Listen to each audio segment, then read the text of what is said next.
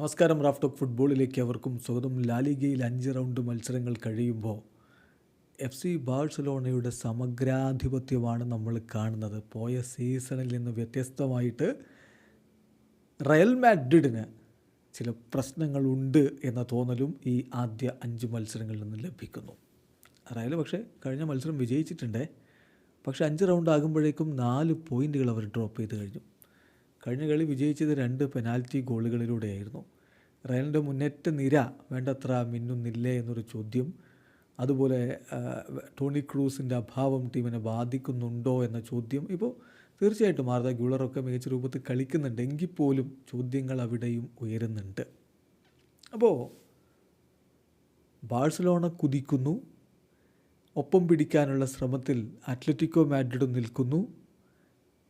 അങ്ങനെ റയലിന് കാര്യങ്ങൾ എളുപ്പമല്ല എന്ന തോന്നലാണ് ആദ്യത്തെ 5 റൗണ്ട് മത്സരങ്ങൾ കഴിയുമ്പോഴുള്ളത്. നമ്മൾ ഈ 5-ാം റൗണ്ടിലെ പ്രകടനം നോക്കിയാൽ തന്നെ മനസ്സിലാവും. 5-ാം റൗണ്ടിൽ ബാഴ്സലോണ വീണ്ടും പൊളിച്ചടുക്കി ജിറോണയെ 4-1 തകർത്തങ്ങ് തരിപ്പണമാക്കി. റയൽ സോസിഡാഡിനെതിരെ അഞ്ചലോട്ടി തന്നെ പറഞ്ഞു ഞങ്ങൾ വിജയം അർഹിച്ചിരുന്നില്ല എന്ന്. സോസിഡാഡിൻ്റെ ചില ഷോട്ടുകൾ ബാറിലൊക്കെ അടിച്ച് പോകുന്ന കാഴ്ച കണ്ടു. 2-0 2 പെനാൽറ്റികൾ കിട്ടി വിജയിച്ച് കയറിയതാണ് റയൽ മാഡ്രിഡ്. അതേസമയം അത്ലറ്റിക്കോ മാഡ്രിഡ് വലൻസിയക്കെതിരെ 3-0 വിജയം.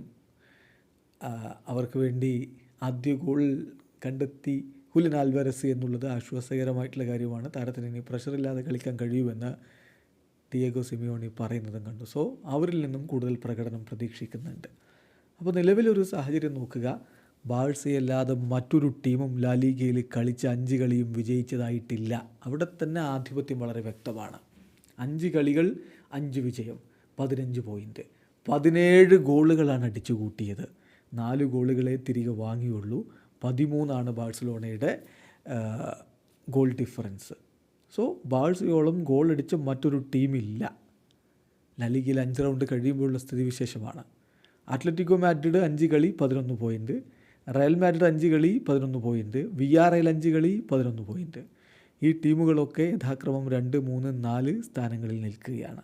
സെൽറ്റ വിഗോക്ക് 5 കളിയിൽ നിന്ന് 9 പോയിൻ്റ് ഉണ്ട്, അവരാണ് 5-ാം സ്ഥാനത്ത്.